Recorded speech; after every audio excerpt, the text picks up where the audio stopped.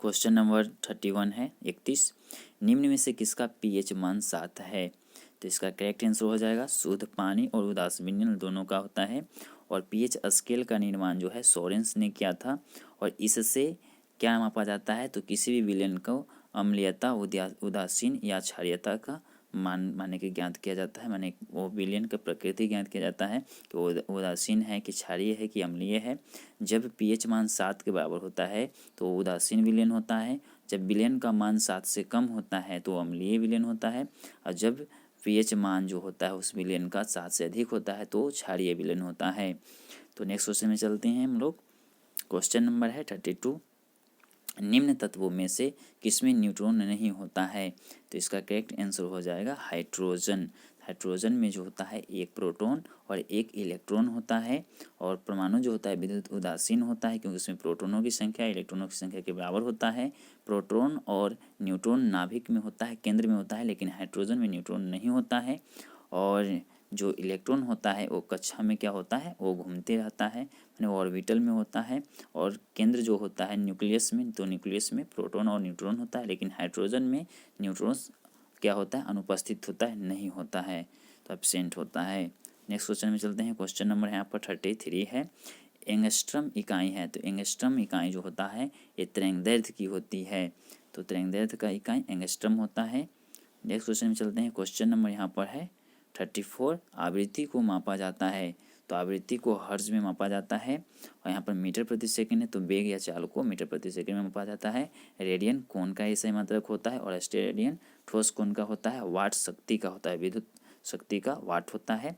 और जूल ऊर्जा का होता है। ऊर्जा कहिए या कार्य कहिए दोनों का।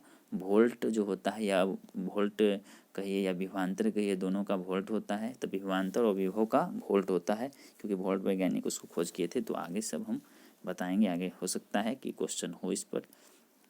क्वेश्चन नंबर है यहाँ पर 35 है 35।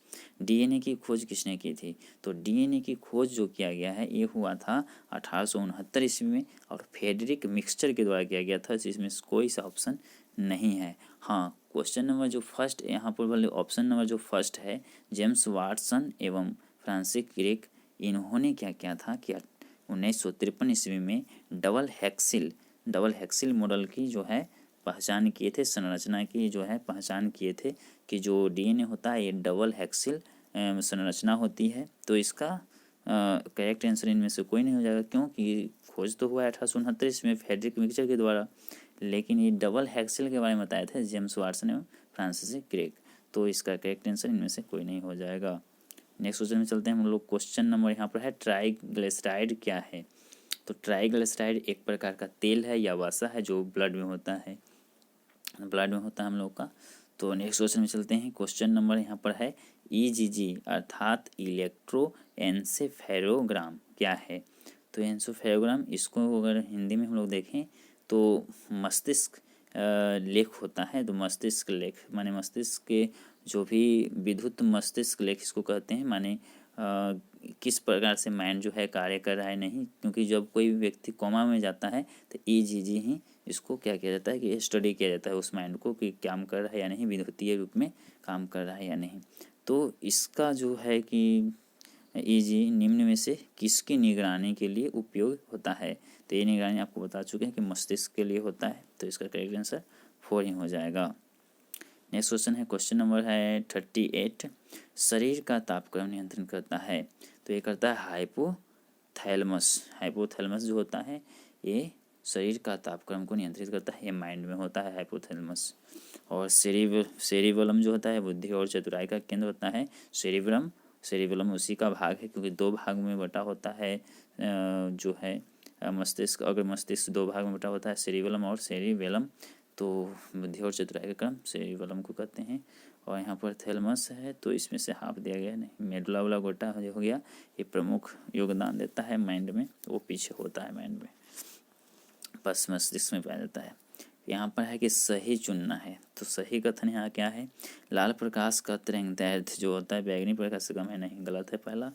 लाल प्रकाश का तरंगदैर्घ्य बैगनी प्रकाश से अधिक होता है, तो सही बात है क्योंकि लाल प्रकाश का तरंगदैर्घ्य सबसे अधिक होता है। तरंगदैर्घ्य का मतलब होता है कि लाल प्रकाश का जो तरंग है उसका गति सबसे ज़्यादा होना, माने गति चाल से रिलेटिव होता है। क्योंकि तरंग का जो चाल होता है, लंबाई होता है, उसी को तरंग दैर्ध्य में मापते हैं। तो सबसे ज़्यादा लाल प्रकाश का होता है और सबसे कम बैंगनी का होता है। तो इसलिए आकाशमान नीला दिखाई देता है, क्योंकि बैंगनी का प्रकीर्णन ज़्यादा होता है। लाल प्रकाश सबसे पहले आ जाता है क्षैतिज तल पर पहुंचता है, क्योंकि इसका तरंगदैर्ध्य बहुत अधिक होता है। इसके कारण इसके बारे में भी अलग से वीडियो लेकर के आएंगे हम लोग। नेक्स्ट में चलते हैं। अभी क्वेश्चन नंबर 40 है। 40 डिग्री सेल्सियस का मान फ़ारेनहाइट स्केल में क्या होगा। तो 40 डिग्री का इसका एक करेक्ट ऑप्शन जो हम बता देते हैं कि 104 डिग्री फ़ारेनहाइट होगा, क्योंकि इसका एक फार्मूला होता है Fahrenheit equal to 9/5 degree Celsius plus 32। अर्थात हिंदी में आपको बता दें तो हो जाएगा कि फ़ारेनहाइट इक्वल टू 9/5 गुने डिग्री सेल्सियस प्लस 32। ये फार्मूला पर आप लोग इसको हल कर लीजिएगा, मिल जाएगा। नेक्स्ट क्वेश्चन है, विद्युत शक्ति की इकाई है। तो विद्युत शक्ति को वाट होता है, कूलाम विद्युत आवेश का होता है, वोल्ट विद्युत विभव या विभवांतर का होता है, और एम्पियर विद्युत धारा का होता है। तो विद्युत धारा का एम्पियर, विद्युत विभव या वोल्ट का विद्युत विभव या विभवांतर का वोल्ट, कूलाम आवेश का, वाट शक्ति का विद्युत शक्ति। तो नेक्स्ट क्वेश्चन में चलते हैं। विद्युत मीटर यहाँ लिख दिया है, विद्युत मोटर होना चाहिए। तो विद्युत मोटर में होता है क्या। तो विद्युत ऊर्जा जो होता है ये यांत्रिक ऊर्जा में बदल जाता है। तो विद्युत ऊर्जा का रूपांतरण जो होता है यांत्रिक ऊर्जा में होता है। और विद्युत डायनेमो में क्या होता है कि यांत्रिक ऊर्जा का रूपांतरण जो होता है विद्युत ऊर्जा में होता है, क्योंकि जब उसको हम घुमाते हैं डायनेमो को तो विद्युत क्या होता है उत्पन्न होता है। तो यांत्रिक ऊर्जा से विद्युत ऊर्जा में बदलता है डायनेमो में। विद्युत मोटर में विद्युत ऊर्जा को जब देते हैं तो घूमता है तो यांत्रिक ऊर्जा में। तो इसको याद रखिएगा, क्योंकि बीपीएससी में पूछा जाता है, बहुत इंपॉर्टेंट है। मानव शरीर में होता है, मानव शरीर में जो होता है 60-65% से ऊपर पानी होता है, जल होता है। तो लगभग इसमें 10-20-30 दिया है, माने 70% के हो जाएगा, लगभग 70% पानी होता है। तो इसका करेक्ट हो जाएगा। और ब्लड में 90% जल होता है, 10% में हीमोग्लोबिन आयरन अन्य होता है। और ब्लड लाल होता है फेरस के कारण, आयरन लोहा जो भी कहिए, आयरन के कारण लोहा या हीमोग्लोबिन। ठीक है, एक ही है। यहाँ 44 है क्वेश्चन नंबर 44। विद्युत धारा निम्न में से किस उपकरण से मापी जाती है। एम्पियर से मापा जाता है, एम्पियर नहीं एमीटर से मापा जाता है, सॉरी एम्पियर तो उसका ऐसे मतलब होता है। तो एमीटर से मापा जाता है विद्युत धारा को, और वोल्ट मीटर से वोल्ट को। अब वोल्टा मीटर लिख दिया माने कि वही हो गया, नहीं ये सब नहीं होगा, ऑप्शन नंबर वही सही है। क्वेश्चन नंबर 45 है। ग्रीन हाउस गैसों में मुख्य घटक होता है, कार्बन डाइऑक्साइड भी होता है, मीथेन भी होता है, नाइट्रस ऑक्साइड भी होता है, ओजोन भी होता है। तीन में से सभी हो जाएगा, एक से अधिक। और प्रमुख अगर बोलें सिर्फ ओनली तो कार्बन डाइऑक्साइड, लेकिन यहाँ पर बोला गया है कि घटक तो सब हो जाएगा। क्वेश्चन नंबर है 46। आइंस्टीन को नोबेल प्राइज किस कार्य पर मिला था, माने किस चीज़ के लिए आइंस्टीन को नोबेल प्राइज दिया गया था। तो इसका करेक्ट आंसर हो जाएगा प्रकाश विद्युत प्रभाव। जो प्रकाश विद्युत प्रभाव है इनके लिए इन्हें 1921 ईस्वी में नोबेल प्राइज दिया गया था। तो आइंस्टीन को 1921 ईस्वी में नोबेल प्राइज मिला था प्रकाश विद्युत प्रभाव के लिए, जो कि एक समीकरण दिए थे, एक फॉर्मूला दिए थे, E=mc²। E का मतलब होता है एनर्जी, इक्वल टू m का मतलब होता है द्रव्यमान, गुने c का मतलब होता है प्रकाश के चाल का वर्ग। माने किसी भी अगर विद्युत सक्रिय जो तत्व होता है, माने रेडियो सक्रिय तत्व जो होता है, उसका द्रव्यमान में जब हम लोग प्रकाश की गति का वर्ग करके गुना कर दें तो उतना एनर्जी होता है उसमें। ठीक है, तो इसका ये हो गया। क्वेश्चन नंबर 47 है। कोशिका का शक्ति स्रोत कहा जाता है। तो कोशिका को माइटोकॉन्ड्रिया को कहते हैं, क्योंकि माइटोकॉन्ड्रिया क्या करता है कि ऑक्सीजन को ऑब्जर्व करके ऑक्सी हीमोग्लोबिन बना देता है और कार्बन डाइऑक्साइड को में बदल देता है उसको, और 38 एपीटी एनर्जी हम लोग को शरीर को देता है।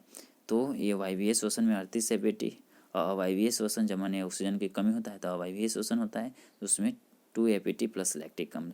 और ज़्यादा मेहनत करने से नस में क्रैम्प हो जाता है, दरार हो जाता है या नस फट जाता है, ये होता है लैक्टिक एसिड के कारण, क्योंकि ज़्यादा कार्य करने पर 2 एपीटी एनर्जी मिलता है और 38 नहीं होता है, 2 एपीटी एनर्जी बनता है और लैक्टिक अम्ल भी बनता है इसके कारण। तो आगे बढ़ते हैं हम लोग। राइबोसोम, न्यूक्लियस, ये सब तो बाद में आपको बताएंगे। एड्स निम्न से किसके कारण होता है, माने इसका कारण क्या है। तो ये जो कारण होता है विषाणु माने वायरस से होता है, क्योंकि ये जो एक प्रकार का वायरस होता है। पानी के कारण नहीं होगा, जीवाणु बैक्टीरिया के कारण नहीं होगा, वायरस हो जाएगा। विषाणु सही है। फफूंदी माने फंगल जिसको कहते हैं, फंगल इन्फेक्शन, इसके कारण तो जो होता है नोचनी ये सब होता है, माने कि जो दाग धब्बा होता है शरीर पर, फफूंद के कारण होता है। तो ये सब नहीं होगा। नेक्स्ट में चलते हैं। टीबी जीवाणु के कारण ही होता है, जिसको हम लोग ट्यूबर बैसिलस ऐसे कुछ कहा जाता है। और दही में होता है लैक्टोबैसिलस जीवाणु, जो कि लाभदायक होता है। फिर है क्वेश्चन नंबर 49। आगे बढ़ते हैं हम लोग 49 में। आर्द्रता किस उपकरण से मापी जाती है? तो आर्द्रता को हाइग्रोमीटर से मापा जाता है, तो ऑप्शन इसका 2 हो जाएगा। तो हाइड्रोमीटर नहीं, हाइग्रोमीटर होता है। उसके बाद में लैक्टोमीटर से फैट, दूध का फैट मापा जाता है लैक्टोमीटर से। पायरोमीटर है, हाइड्रोमीटर है, तो इसको भी छोड़ देते हैं। हाइग्रोमीटर इसका करेक्ट आंसर हो जाएगा। लैक्टोमीटर के बारे में बता दिया आपको। इसके बाद में दाब की इकाई होती है, तो दाब का पास्कल होता है। पास्कल नामक वैज्ञानिक ही दाब के बारे में बताए थे, तो इसका न्यूटन प्रति वर्ग मीटर हो जाएगा। क्योंकि जब भी माने प्रति एकांक क्षेत्रफल में जो हम लोग बल लगाते हैं, इसी को दाब कहते हैं। तो